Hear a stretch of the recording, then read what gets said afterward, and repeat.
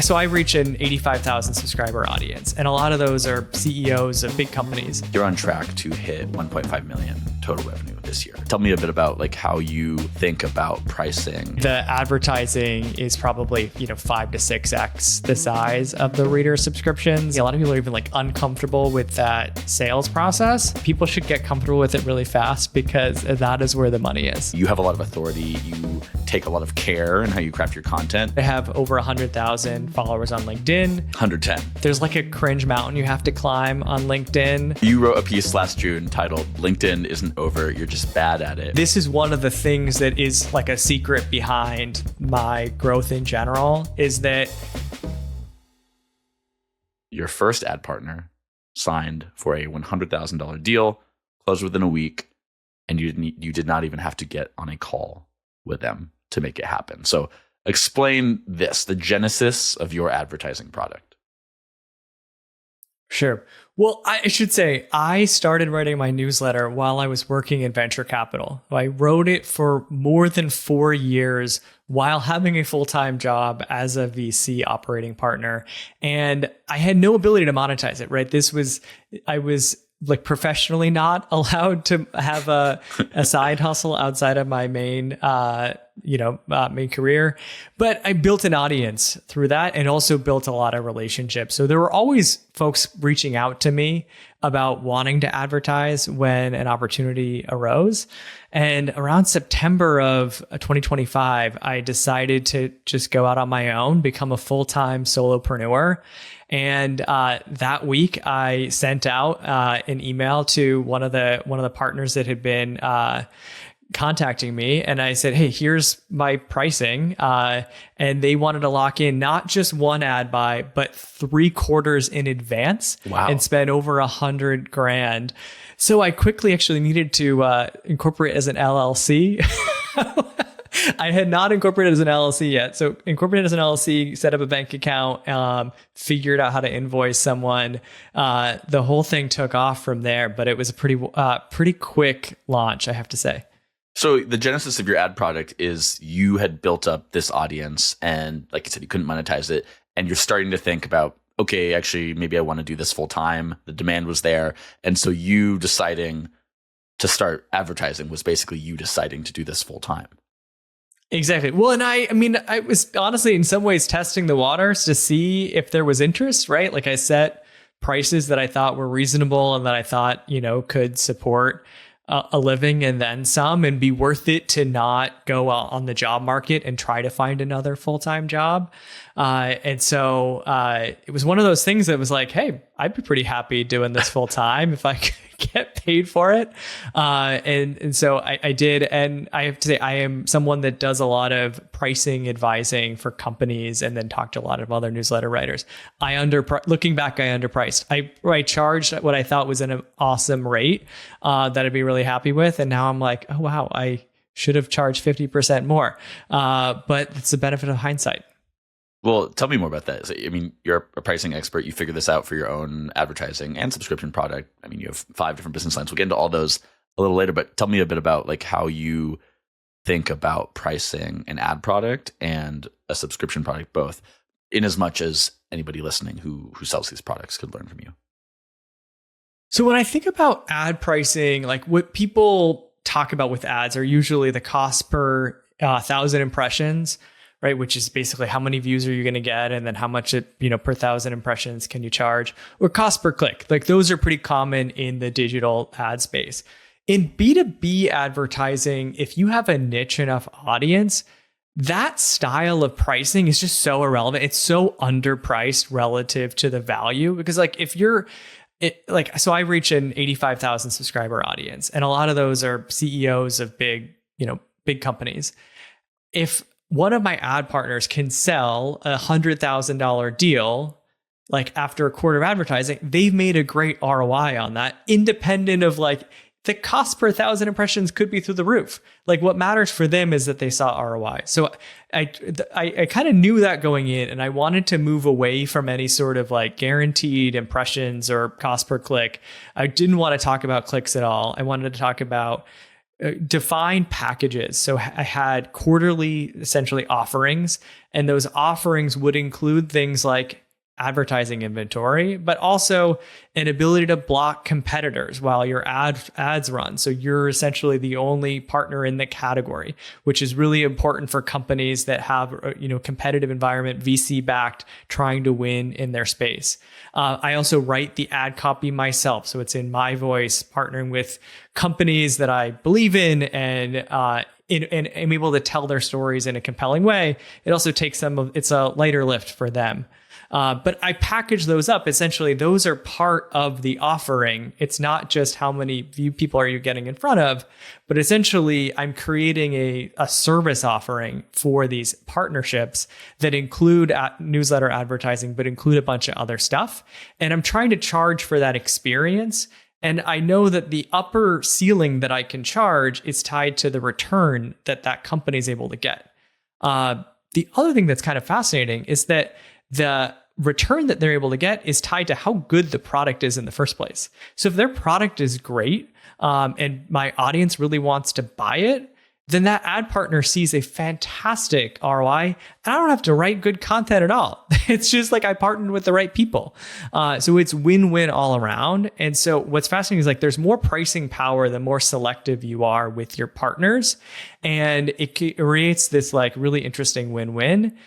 The other analogy I like to use, and I'm like comparing pricing to a lot of different industries, but like the other analogy I like to use is it's kind of like airline seats. You can only, if I charge for one essentially ad slot per newsletter, once I sold that inventory, I can't resell it. Like there's a, butt on the seat, but it's one of those things where when you start to sell out a lot of your inventory, that gives you confidence that you can charge more for that next partner because you only have so much inventory left. It's why airlines jack up the prices when their planes are getting full. Or you can decide, hey, there's so much demand, I can actually fly a second plane.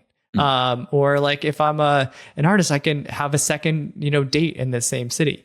And so I actually constrain my inventory at the beginning, get to close to or essentially selling out of that core inventory. And then I can choose to make more inventory available. That is able to essentially give me a lot of certainty and peace of mind that I have like revenue sort of stability and I can see out into the future.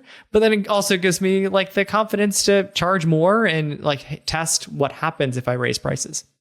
I know that you told me when we first spoke about a week ago, you're on track to hit 1.5 million total revenue this year across your 5 business lines, each of which will clear at least 100,000. So there's advertising we've just been talking about. There's paid subscriptions. These are sort of the 2 core creator media business lines. There's consulting. What are the other 2? I was having difficulty parsing on your website, like which one, how are you going to separate these? So there's advertising, paid subscriptions, consulting. What are the other 2? Speaking and podcasting are the other 2. But to your point, I would have loved if the newsletter was a purely reader supported business that I would just make money on selling subscriptions. But I have to say the advertising is probably 5 to 6x the size of the reader subscriptions, and so I think in a B2B context, most newsletters should really be ad supported more so than subscription supported. I find that even whether it's B2B or whatever, across various niches and various like media focuses of creators I speak to, if they have a healthy mix of business lines, and one of them is brand partnerships, brand deals, whatever you want to say, it's always, almost always, I should say, the largest share. And it's the largest share for you? Oh, yeah. That is the largest share, certainly. And I think I don't think a lot of people get into writing a newsletter to then have brand partnerships or like sell ads. Like it's often like a very different profile or like personality. A lot of people are even like uncomfortable with that sales process. But I have to say, like, people should get comfortable with it really fast because that is where the money is. You told me too that you were sort of nervous about launching ads. You thought that your audience might not like it, unsubscribes might go up. That didn't happen. I'm guessing part of that is because the way your audience has a lot of trust in you. You have a lot of authority. You take a lot of care in how you craft your content. you are a smart guy and your audience knows that and believes that and comes to you for that. So there's that trust, but it's also the way the people you're picking, the ad partners you're picking, the businesses you're picking rather than the people, I guess. Both parties serve each other. I imagine your audience, if they see somebody advertising with you, like your trust is really conferred to that. They have that level of trust in you. That's part of why it works. But tell me a little bit more about the relationship between audience and advertiser that you are mediating. Like we've talked on the advertiser side, but on the audience side, how are you serving them with ads? So yeah, I wrote for more than 4.5 years before I had a single ad in my newsletter, right? I was nervous as hell about what the response would be because people were so accustomed to the newsletter looking a certain way and being essentially clear of advertising. And so when I put the first ad in, I didn't make a big announcement or anything. I just inserted an ad at the top. I did disclose like it's supported by X company. I kept the, advertising separated from the content. It comes in before the content starts. But like did not see a change in open rates, engagement, unsubscribes, anything. And in fact, actually a lot of my readers will reach out to say, hey, I discovered this product. Actually, we just bought this product because I saw it in your newsletter. And so I actually get a lot of feedback that my audience are, people that work in technology startups.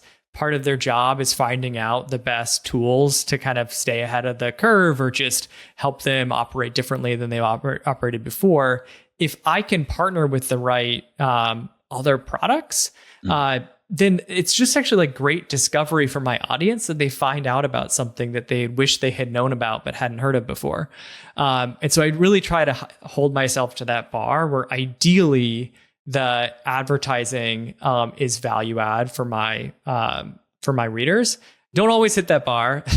Don't at me, but I aspire to it.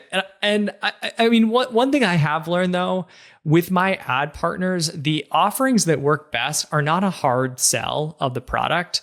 So like if you're going to buy $100,000 billing software, like you're probably not going to do that because you just saw one ad and like, oh, I'm going to buy billing software today. Like you just don't, no one does that. And so the offerings that work are often tying the ad to something thematic. So if I'm talking about changes in monetization, AI pricing, things like that, having the billing company being the ad makes sense. Like it's thematically very aligned. So the intent level is there. There's not like a mismatch for the audience. And then the offer that I kind of encourage my ad partners to run with are things that are educational in value. So maybe I'll go with a webinar or some high value piece of content. And, you're going to start a relationship with my audience where you're getting in front of 85,000 people. Don't sell them up front. Like you've got to date them before they're going to accept your marriage proposal. And so but you want to extend that relationship. So if I'm talking about AI monetization, if you've got an AI pricing webinar, that is the perfect fit. And I've seen some cases where there's I think I saw one case where 500 webinar signups came from one ad in my newsletter, and that translated into hundreds of thousands of dollars in pipeline for the company. But that's because there was really good alignment. And the offering from the company was value add. Like the audience didn't have to buy a product just because they saw the ad. Yeah. I'm going to sort of break the fourth wall for a second, right?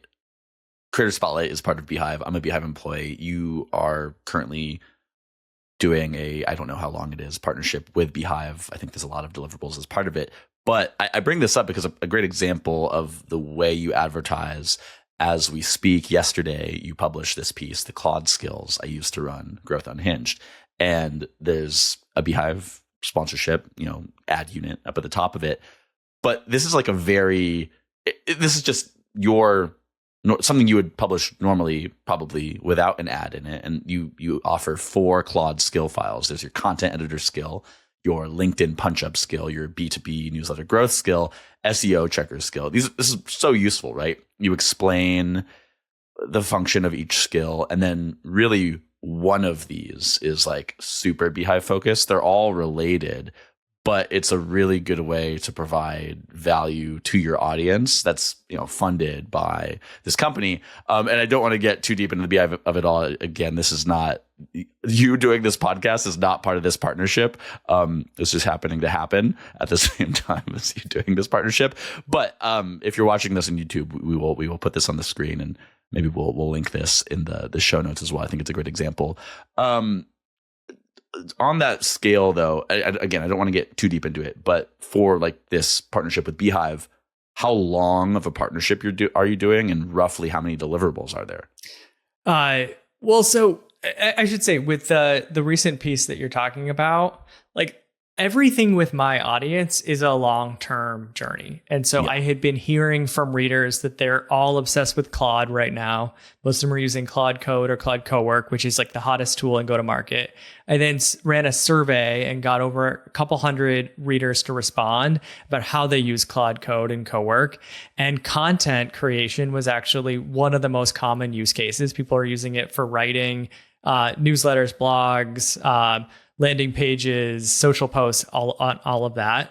And not a lot of people are using skill files. And so they're using more out of the box Claude versus custom. And so like the latest piece, like didn't come out of nowhere, and it didn't come out of like, oh, I'm partnering with Beehive, so I should write something that is Beehive centric. It came out of like, I've been getting to know my audience over the course of months, and I know what's top of mind to them, and I'm trying to add value.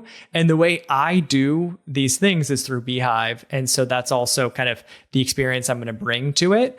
But I'm going to write these skill files in a way that's agnostic to whatever platform the company's using. So just sharing that as, I think all of it's a long-term play. And if you're writing a newsletter or building any sort of media business, and you're not building that trust over time with your audience, you're really, it's just way too transactional. And I think you lose a lot of that trust.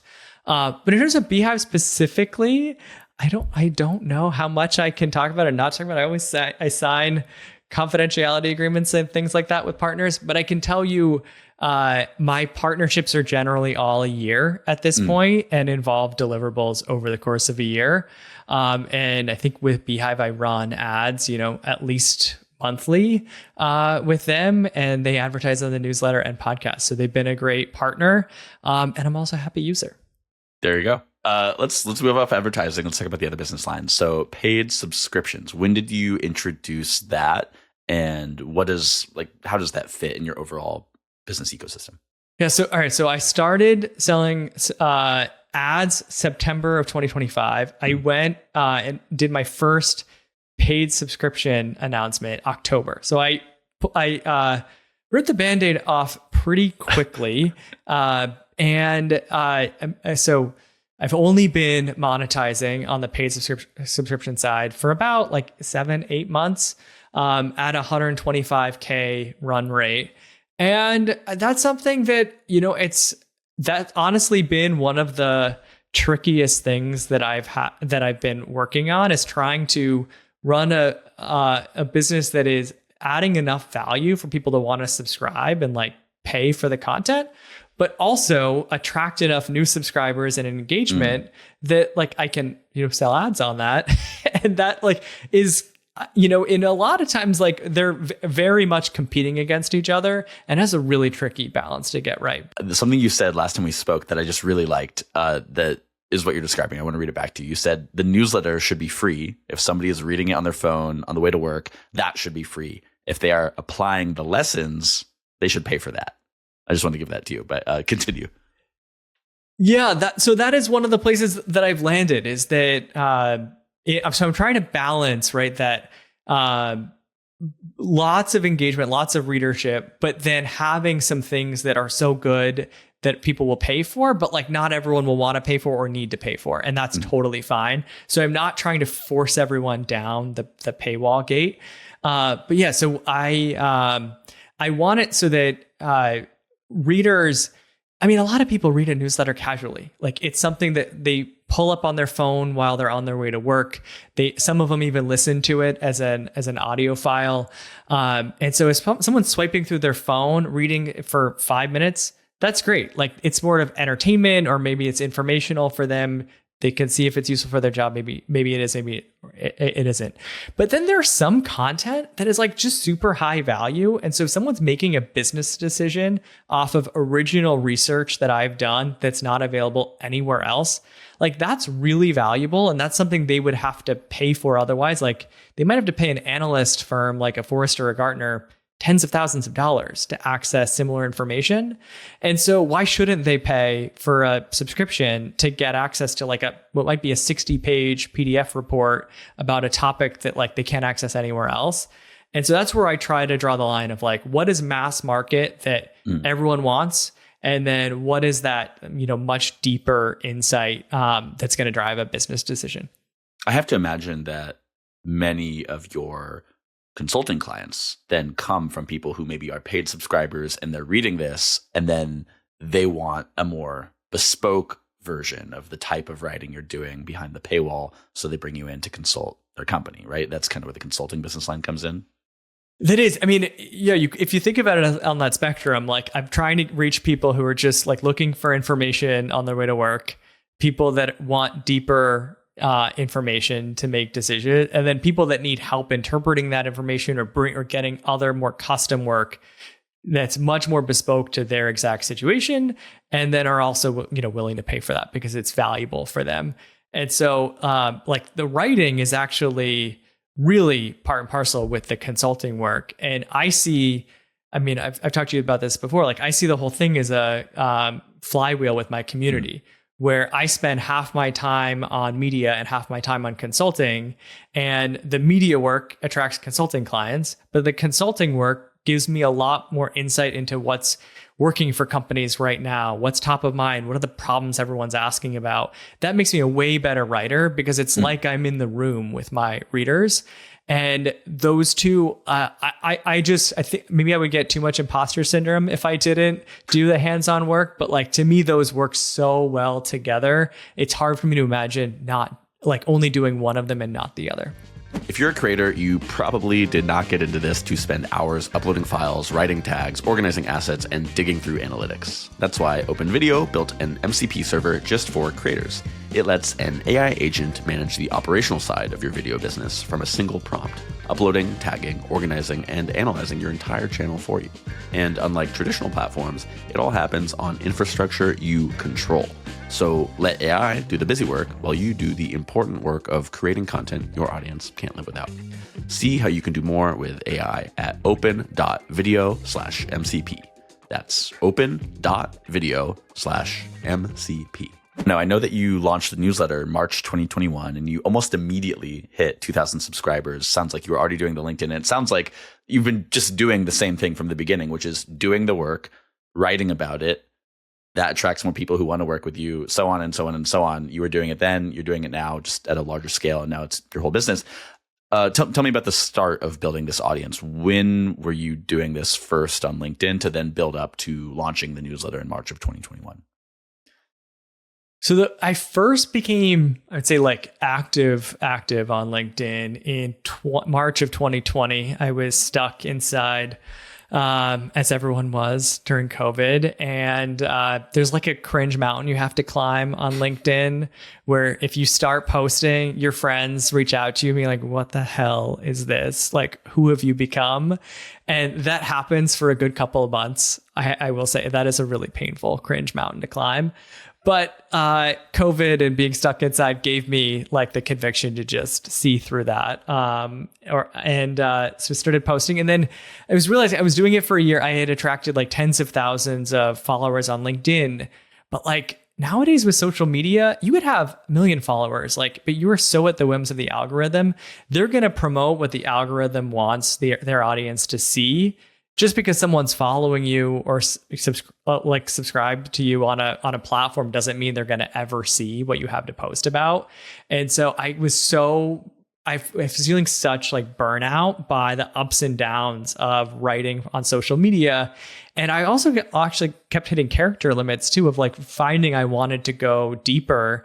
And so now my strategy is, like LinkedIn is really great from a top of funnel standpoint. I have over 100,000 followers on LinkedIn. 110. That's a fantastic way of promoting the newsletter. But I can test ideas on LinkedIn. see what people care about. Like when I test ideas, I get a lot of AI slop comments, but also like I get some real comments and like a thoughtful DMs from people. So I go like talk to people about a subject. That's my research process. I figure out who cares about this topic as much as I do. Then I write a deeper post in the newsletter, and then I promote that back on LinkedIn, right? And then I might write a follow post. So like to me, the big things are you're writing like it's not like you're writing and like 80% of your time is on the content. Like let's write a really great piece of content and then you push that out and hope that there's an audience for it. Like you've got to treat the audience and the content on essentially equal footing. And it has to be a combination of what you care about and want to write about and what your audience wants to read about. And it's really hard to find that synergy if you're just writing in a vacuum, right? And so to me, like writing in public and building in public is such a fantastic way to like de-risk things and also just like get real-time signal. Yeah, this is bear with me for a second. You know, I've talked about Cringe Mountain before, but I've never like maybe it was just the way you were describing it. I visualized it in such a way of, you know, you hear of people climbing Mount Everest and it's quite morbid. There's like these bodies sort of left along the way, and the way you're describing, like figuring it out and tuning the way you're writing, the topics you're writing about to the algorithm and the audience's response. It's like if you're to survive this climb up Cringe Mountain, you need to be very attentive. You need to be looking out for those pitfalls. You need to be like looking for those paths up. The metaphor maybe starts to fall apart a little bit here, but you not everybody summits Cringe Mountain, and you've done so well. Going back to just building this audience on LinkedIn. No, but wait, to your point though, like not everyone summits it, but while you're summiting it, you learn how to summit. It's like you're doing the training in real time. Like you don't start if you're climbing Everest, like you don't start at the very top and then like, you know, do a 1-day hike. Like you actually have to start from a pretty low level of elevation. I think otherwise you get crazy altitude sickness. But like you just get so much better at understanding like who your audience is in the first place and how to have a unique point of view and a personality that doesn't just sound like everyone else, but it's also not like just something that's, you know, it's controversial for the sake of like having a hot take. Like you really have to do the work to find that balance that you feel okay with as a person. And you can't like learn that without doing it. Yeah. So you wrote a piece last June titled "LinkedIn Isn't Over, You're Just Bad at It," which we could maybe frame here as a climber's guide to Cringe Mountain. I did get more unsubscribes from that post than any other post I've ever done. Because of so many people who live in fear of Cringe Mountain. The subject line. Yeah. Okay. So I'm going to just list what sort of the playbook you wrote here.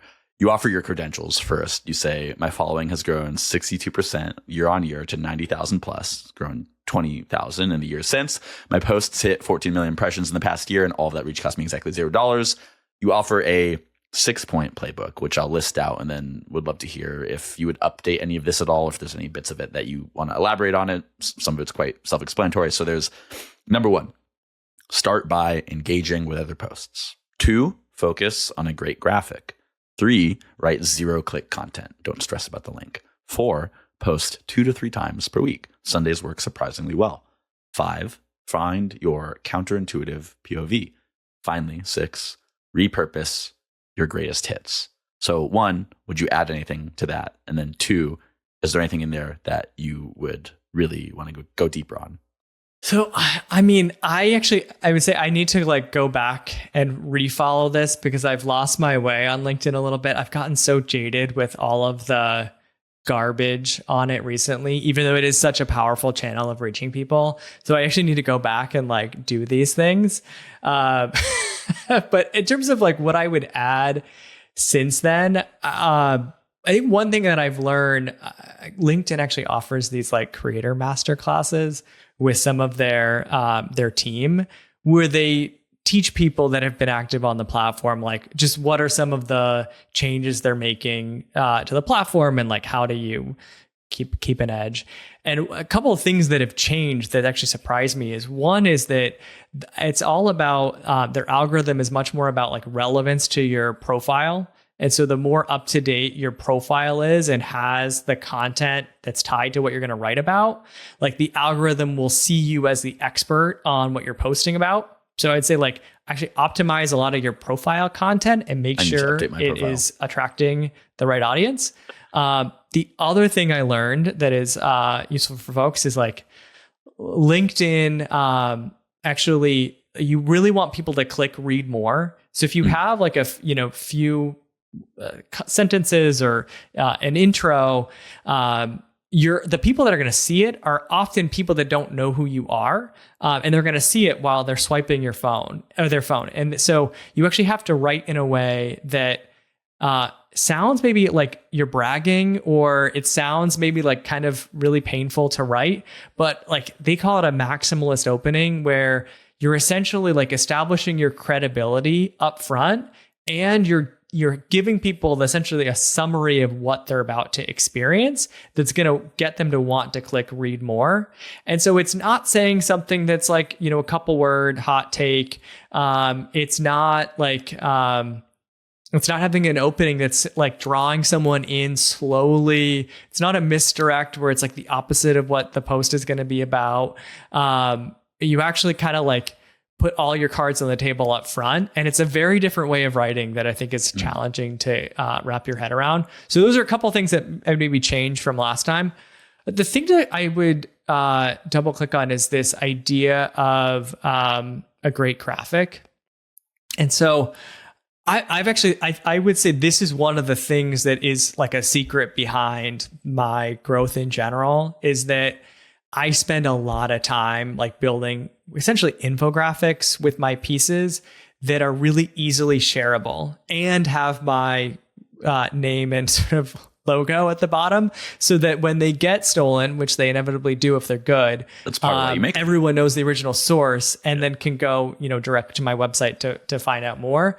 But those graphics, like that does a lot of the work of LinkedIn. If you've got a great graphic that is designed as an infographic where it tells a story as you read through it, and it's actually like visually dense, so people spend real time looking at it, you can actually say like kind of nothing in the post itself and still get good engagement.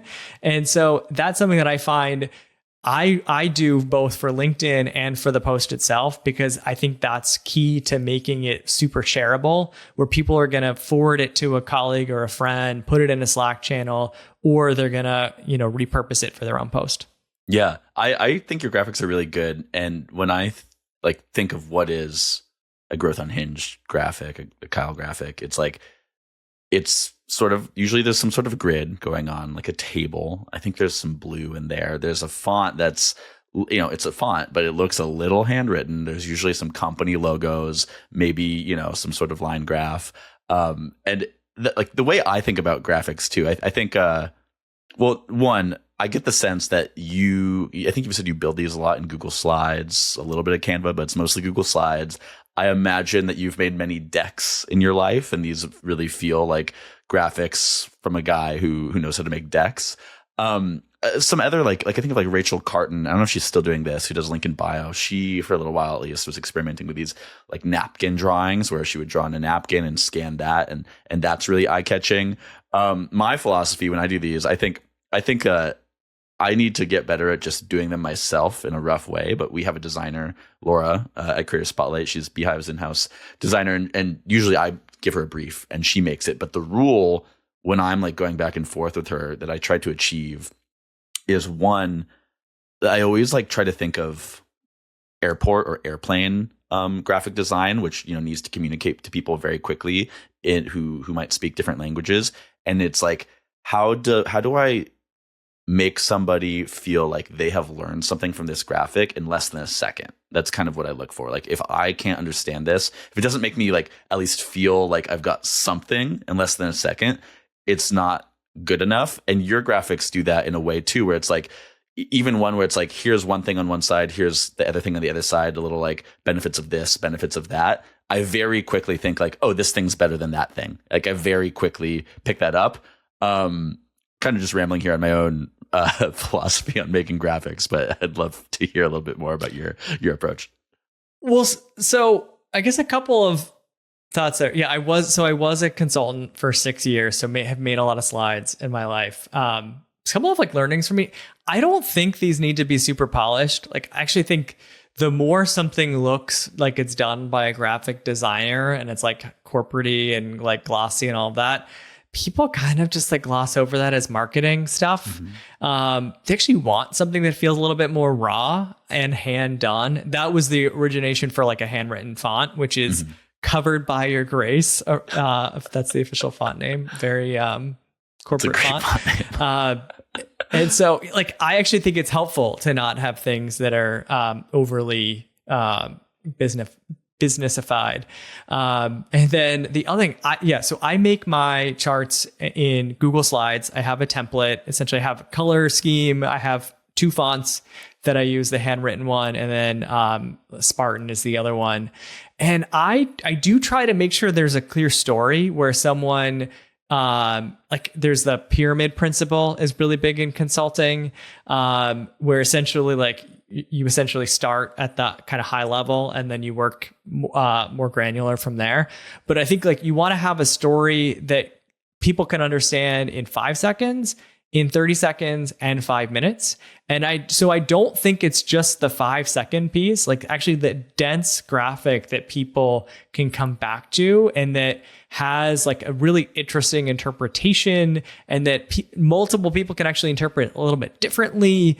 That's what sparks a conversation about the visual. So one of my most popular graphics ever was honestly just showing like 40 different examples of how companies are approaching AI pricing. And I literally just put 40 logos of companies and then in small font, like the pricing model.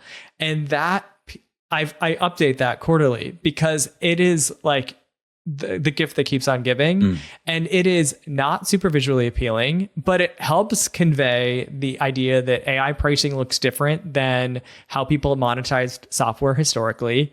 It gives you a nice sort of visual summary of what people are doing in a way that allows you to compare what you're doing versus what others are doing. And it helps people feel like they're staying in the know and on top of the latest information. And so that's something that like, that is never how a graphic designer would have designed something. And like, there's not it's not something that it's airport simple. But I think actually not being airport simple is valuable right now. I love that because it is counterintuitive because I often worry, when we make a graphic and like while we're iterating on it, I'll put it in the newsletter and I'll send a test and I'll look at it on my computer and I'll look at it on my phone. And I do try to optimize for the phone. And so, for both, but like I want it to be somewhat legible on the phone to at least make the person feel like they got something within that first second, like that kind of window. So the idea of putting 40 different companies with like text beneath each logo, it's like, am I going to read that? And maybe I am. Maybe that's actually the thing is I'm going to pick up my phone. It's like making you sweat thinking about it, right? Yeah, exactly. I don't know if you can see my hands.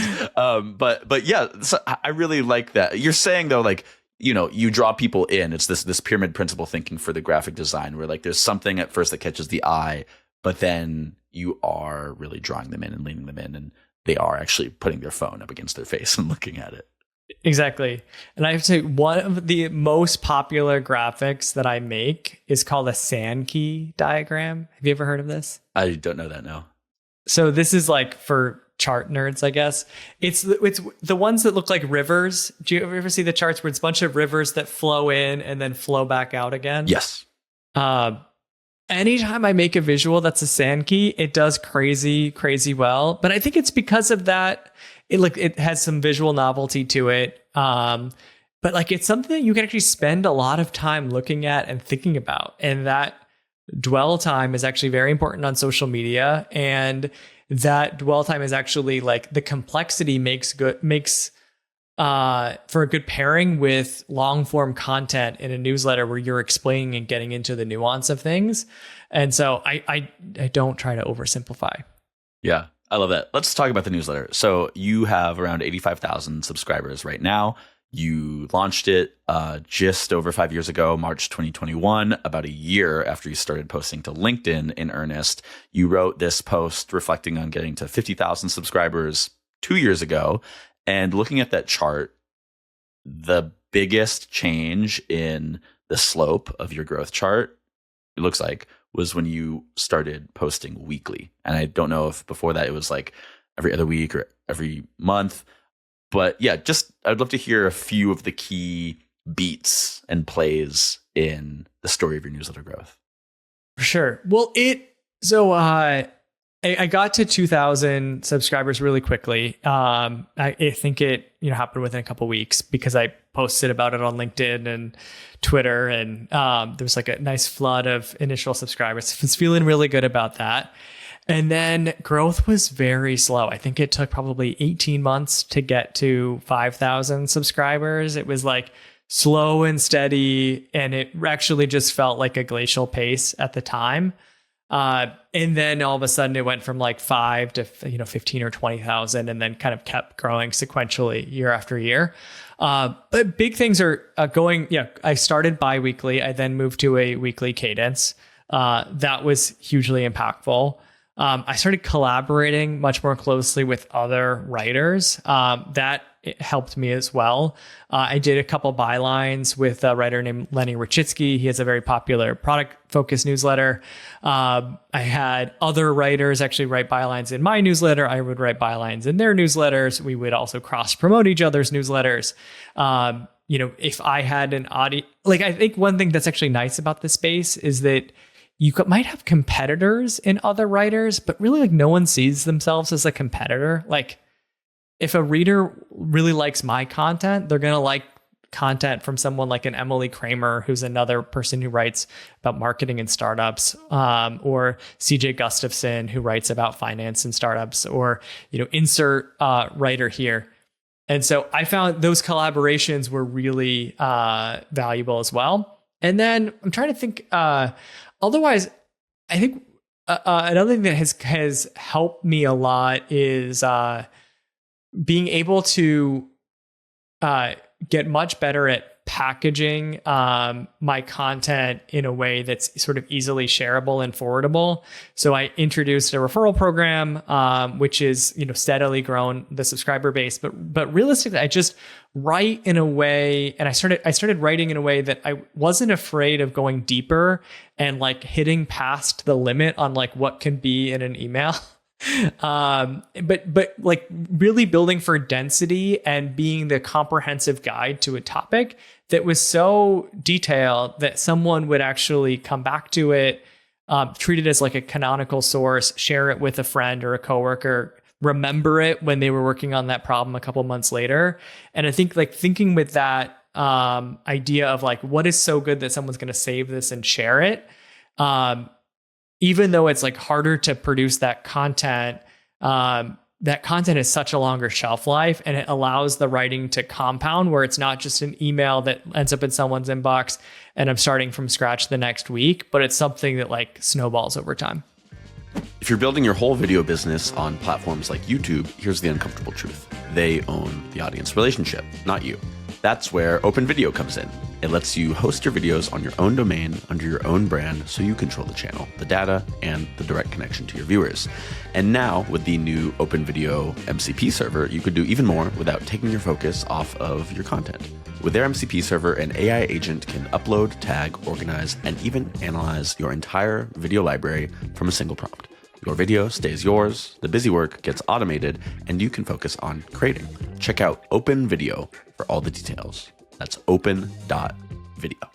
Okay, you told me that you're targeting 1.5 million in revenue this year. And from everything you've been saying about your business, it sounds like you're getting close. I don't know if this is beyond the pale, but it sounds like, you're making 125,000 or so paid subscriptions, 5 to 6 times that with ads. Consulting, I imagine, is also doing quite well. It sounds like you are pacing to hit this and there's not many worries. But if you were to fall short of this goal, what are the obstacles that would cause you to fall short? Ooh, yeah. So, I mean, this isn't like some sort of like made up number. I'm just literally taking what I'm doing right now. It's your run rate. Extending it out for a year. So it is a realistic goal, which is awesome. And I mean, honestly, I never would have expected this like financial success like within such a fast time frame of going solo. So really awesome. And for anyone that is thinking about going solo and nervous about having a sustainable income, like it is possible. And I would recommend the B2B path if you're torn. That's it. Like what could go wrong is, I guess there's a couple things. One is that I just start dropping the ball on deliverables. And so part of building an ad focused business and a consulting business is that there's selling the work and then there's delivering every milestone that you're on the hook for. And those can really add up. And especially sometimes with like longer term brand partnerships, you can look at things like attending or speaking at their events, doing joint events together, webinars, all of these other things. And so I think just being able to be really good at project management and understand everything you need to do and laying that out essentially like on a month by month basis and staying focused to be accountable to those things becomes really important. And then I think the other thing for me is that I have some shiny object syndrome personally, where once I have something that's like locked in and I'm good at doing it, and then like curious about the next thing. I don't know if anyone else can relate to that. Yeah. So some of the things I want to do are like a community offering for my subscribers, or I want to do my own first party events for my subscribers. I have another podcast idea that goes deeper into AI for go-to-market. And I think the other way that I just whiff is that I start introducing new things and then kind of lose sight of like what's gotten me here in the first place. Yeah. I think at the beginning of this conversation, you said how five business lines is probably too many, but it sounds like you're liable to add a couple more. To that point, what is your business 3 years from now? I think I like 3 years because it's, 1 year you probably know, 5 years is a little too much, but 3 years from now, where do you think you'll be? What will you be doing? What will be different? What will be the same? One thing that like I've learned, so this first year, like the financial aspect was really important to me so that I could have a meaningful like income that was offsetting what I made previously and would allow me to have like some stability in what is like fundamentally a very unstable career path, or can feel like a very unstable career path. But now that I've like reached that point, I don't actually have like a huge ambition to like grow this to be the biggest, like most revenue generating thing possible. Like, I think for me, it's more about sustainability and feeling really good about what I'm putting out into the world, feeling like a really strong connection with my audience, feeling like I'm learning something new every day, and also like being able to enjoy life while I do it. So like I'm going to be gone for 2 weeks in July and August to do a hike, the Tour de Mont Blanc. And like in an ad focused business, like that actually gets really stressful because you've got to be really good at planning ahead and like structuring your time. But like that's the kind of thing I'm a solopreneur to be able to enjoy life and have more flexibility, not so that I can work 100-hour work weeks. And so I think that's the other North Star I just try to focus on. Is like 3 years from now, I want to have more than 6 weeks of vacation time a year, ideally, or like spend some time in a different location and like work from somewhere in Europe or somewhere more interesting than Boston. But yeah, hopefully you're finding someone who's a little bit more tan and less stressed. That is a beautiful answer. Thank you, Kyle. That's it. I don't have anything more for you. Thank you for coming on. Is there anything you want to plug or leave our listeners with? Well, thanks for having me on the podcast. Your newsletter is all about creator monetization.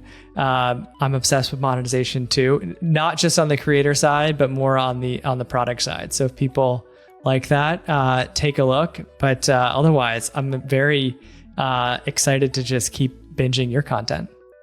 Well, thank you. Thank you for coming on, and listener, we will see you next week.